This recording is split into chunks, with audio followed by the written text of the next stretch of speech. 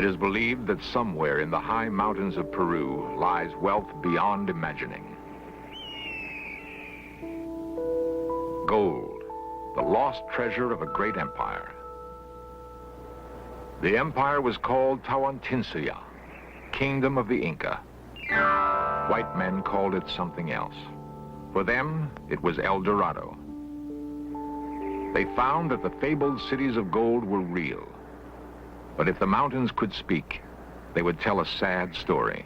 A story of lust and greed and treachery. But men have not learned to read the wind or the cry of great birds that soar over lost kingdoms. The secret is safe for a while yet.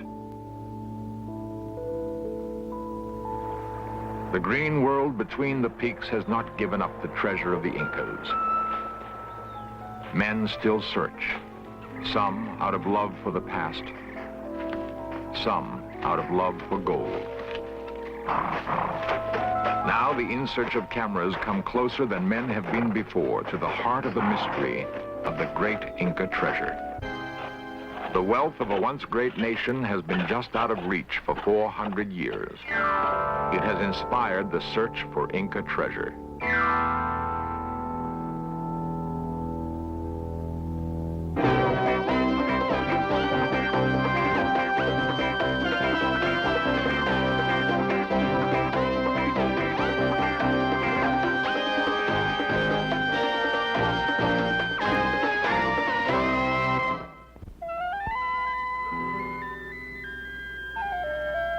The great spine of the Andes Mountains accents one of the most diverse environments in the world.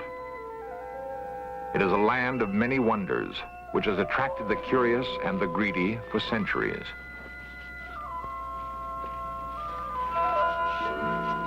For some, there is wealth enough in the remnants of the Western Hemisphere's first great civilization. For others, pottery shards and broken masonry are not enough. They seek the precious yellow metal called gold. The mountains and jungles of Peru have provided an irresistible lure for centuries. There's the romance of faraway places and people with exotic customs, the feeling of being in a Shangri-La, somehow cut off from the crush of too many people in too little time. There's another ingredient in this appealing mix, the promise of treasure beyond imagining. It's a promise that has touched off wars and launched brave men on great adventures. The great city of the Incas was Cusco. It lives on, even though the empire it gave birth to is gone. The streets of Cusco are full of the modest sounds of commerce now. Once they echoed to the marching feet of an imperial army, an army which enforced the will of God kings on 12 million subjects. The people of Cusco have endured. They are descendants of a race which conceived, conquered, then lost to a handful of Spaniards, one of the world's most remarkable empires. Yet, relatively little is known of the roots of this remarkable people.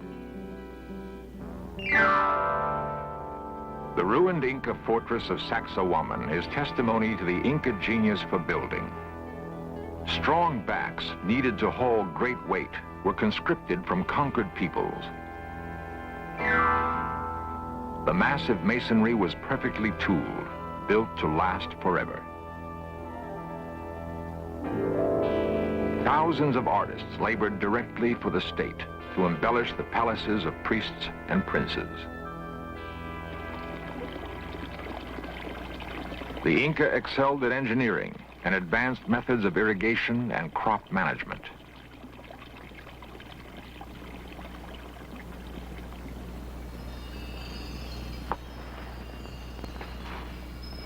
Even in death, the Inca were a proud and disciplined race. At the National Museum of Anthropology and Archaeology in Lima, Dr. Edward Verstellen and his colleagues inspect an Incan mummy. Much of what is known about Inca civilization comes from studying graves. The things a person considered important in death say much about how he lived his life.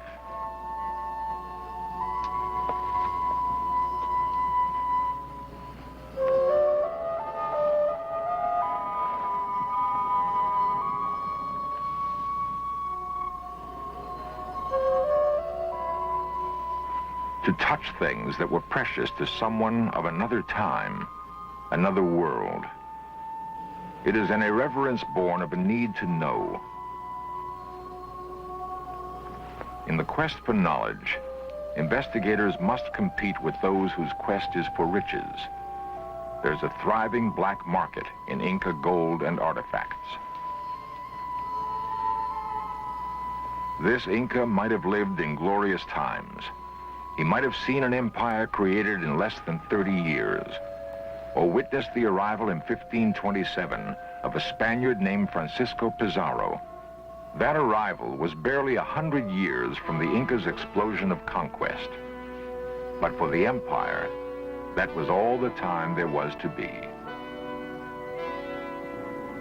In one of the most amazing events of history, the great and mighty of the Inca nation would vanish into the jungle, driven into oblivion by 180 men in rusting Spanish armor. Hiram Bingham was one of many who would devote part of his life to following the blurred trail left by the Inca. The young Yale archaeologist and explorer entered the Andes in 1910. He believed that the Inca must have built another great city once they abandoned Cusco to the Spanish. Bingham knew that Pizarro had held the Inca king Atahualpa captive, and that an enormous ransom in gold was raised to meet Pizarro's demands. But Pizarro had the Inca king murdered before the gold was safely in his hands. Bingham might have reasoned that to find the lost city of the Incas was to find the gold that had eluded Pizarro. The explorer devoted more than a year to his quest.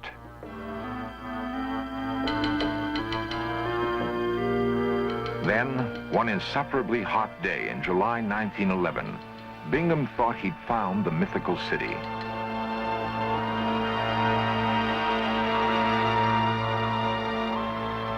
As Bingham approached the ghost city that would be called Machu Picchu, he was convinced that his long search had paid off, that he had truly found the last capital of the Incas.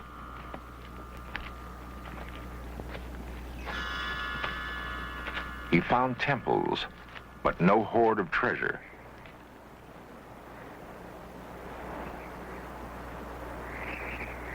Bingham wrote that he had never seen such exquisite masonry.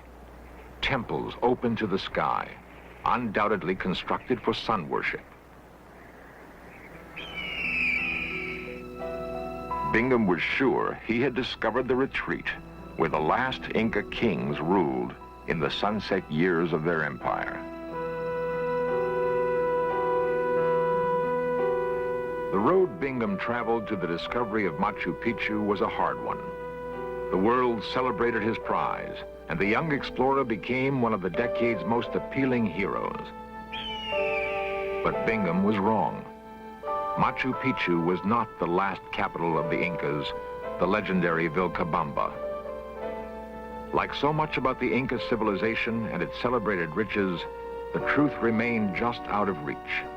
What was needed was other men of courage and vision to pick up where Bingham left off with his remarkable discovery of Machu Picchu, to pursue his dream deeper into the Andean wilderness. At the San Marcos University in Lima, Peru, are the offices of a world-renowned authority on Inca history. He is Professor Edmundo Guillen, and he has devoted his adult life to solving the riddles that perplexed earlier scholars like Bingham. On June 24th, 1976, Guillen's work would make headlines around the world, and the In Search of cameras would be there to record his remarkable discovery.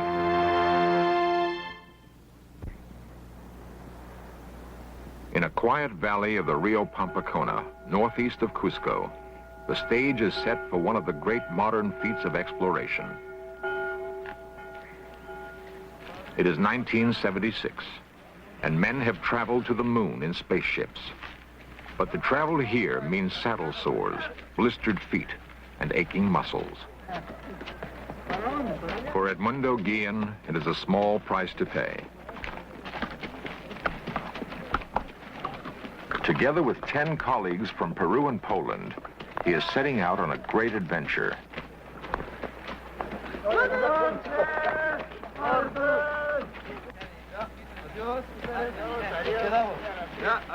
Guillen's mission is of more than simple academic curiosity.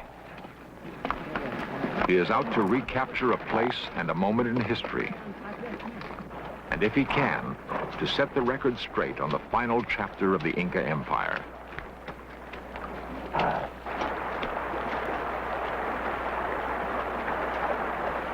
The popular belief is that Pizarro's murder of the Inca king Atahualpa brought the old empire instantly to its knees. Guillen thinks that murder was just the beginning of the end for the Inca.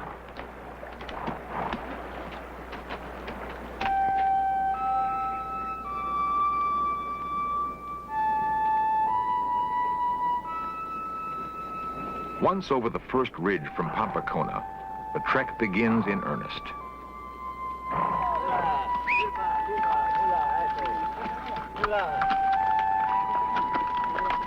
Hiram Bingham saw this country before Edmundo Guillen was born.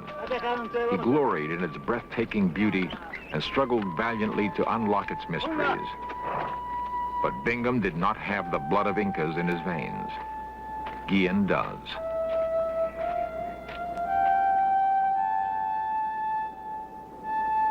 It is the culmination of years of research and planning and of some extraordinary luck. In the Spanish archives at Seville, Guillen discovered letters written by soldiers of the king sent to battle the Inca. They described Vilcabamba in detail, including the neighboring geography. Guillen knows that the secret is within his grasp.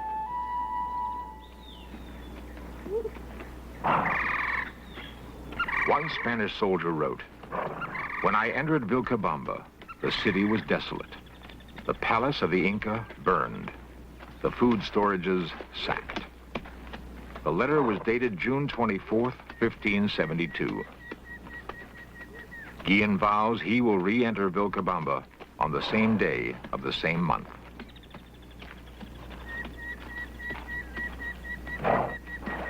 Each tree along the route could be a signpost. Each valley might be the one described in letters written by Spanish soldiers.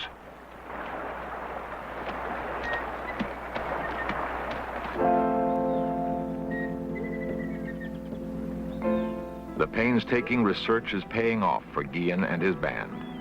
There are minor discoveries to be made almost every day of the long trek. Tantalizing portents of what may lie beyond the next stream, over the next ridge. Along a river named on no map, Guillen and his band are intrigued by what seems to be a cave entrance.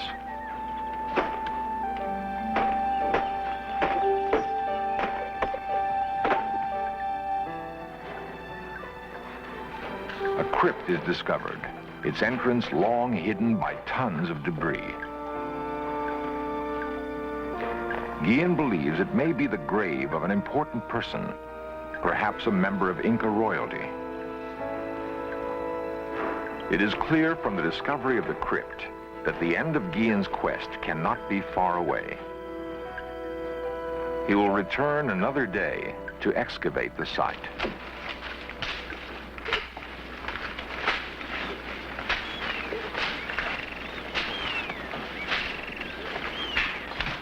Great effort is still required if the last chapter to the Inca Empire is not to be written from the memoirs of some long-dead Spanish priest who may have been angered because proud savages worshiped the sun.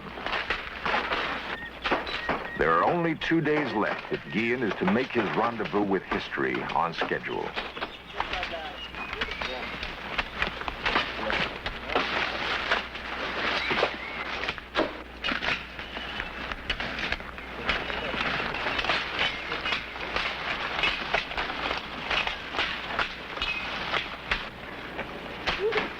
It is here, just as Guillen knew it would be. Vilcabamba at last. For everyone involved, it is the culmination of a great dream.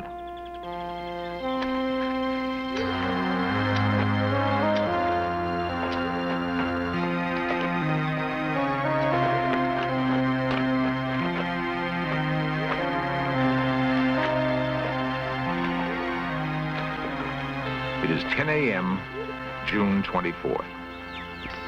Precisely 403 years have passed since soldiers of Spain sacked this city. Edmundo Guillen has kept the promise he made to himself. Vilcabamba is retaken. It is all here. The superb Inca masonry combined with a light and airy style of building open to the sky. It all started in the valley called Cusco. For a century, kings called Inca ruled from a city that was the marvel of pre-European civilization in the Americas. And there were the great fortresses like Sacsayhuaman. The long retreat of the Inca began with the coming of the Spaniards. But the glory was real. Even as they fought the Spaniards for control of their lush valleys, the Inca had time to build magnificent mountain retreats like Machu Picchu.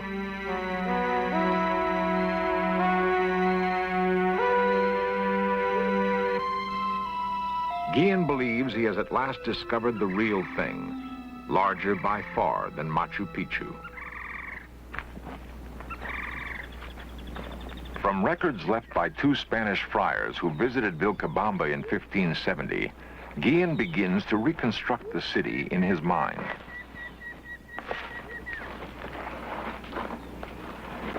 The roofing tiles he finds are evidence that the city was built late in the Incan imperial era. The Incas traditionally covered their buildings with thatch. The Spanish introduced tile.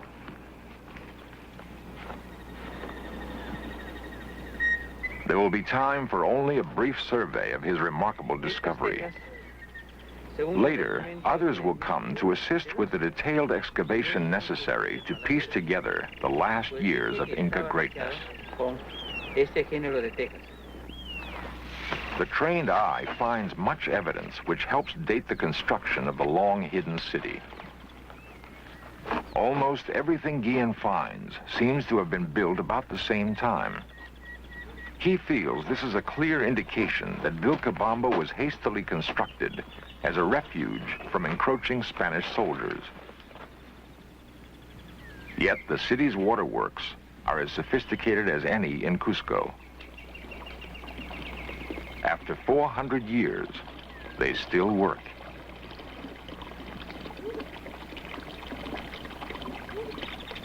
The city was carefully planned and could have withstood a long siege by any army.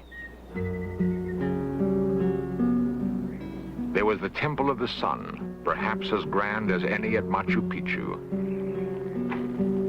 Guillen finds evidence that it was faced with solid gold.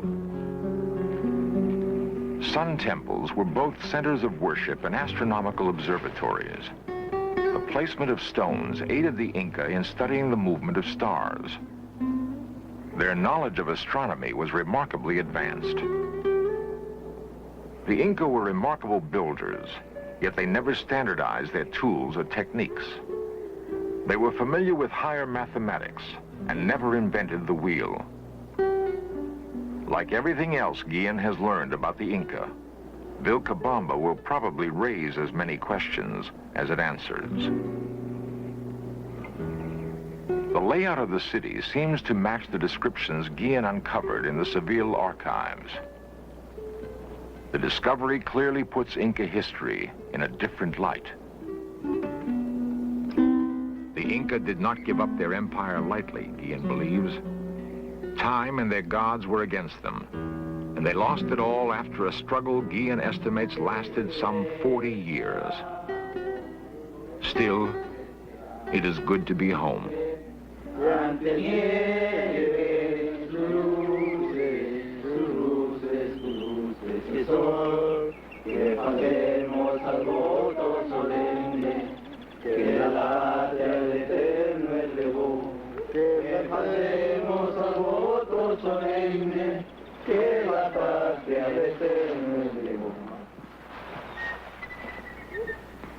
For the explorers, the occasion of Vilcabamba's discovery was both joyful and solemn. Fue ocupada por el ejército español. Ahora izamos la bandera. After more than 400 years, Guillen is reclaiming Vilcabamba in the name of the Inca people.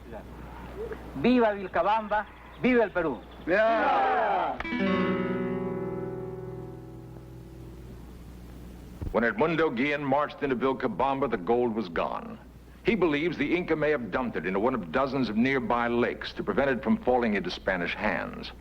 But Guillen discovered a treasure, nevertheless. His was the treasure of satisfaction and achievement, the treasure of writing a new chapter to the history of a proud and brilliant people called Inca. Within weeks, Guillen's discovery would make headlines throughout South America and the world. Ahead lay many months of hard work, excavating the ruins of Vilcabamba, seeking clues to other unresolved mysteries about the Inca. For now, Guillen could rest secure in the knowledge that he had made answers possible.